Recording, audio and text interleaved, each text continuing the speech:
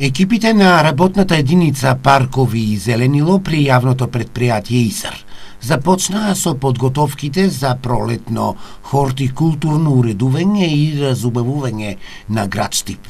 Во централното градско подрачје денес се работеше на подготовка на жардинерите за пролетно садење на цветни аранжмани, а се кастреа и сувите гранки кои се вишок во жардинерите. Инаку, цветните аранжмани кои што треба да го красат градот, јавното предпријатие ИСАР ги произведува во сопствениот расадник. Планот е да се садат питунии, темјанушки молофи, украсно зеленило и така натаму. Нови цветни содржини ќе има и низ сите зелени површини во градот.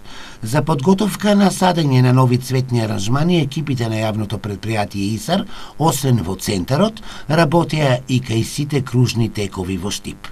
Инаку, според планот, јавното предпријатие ИСАР во градот напролет ќе постави нова урбана опрема.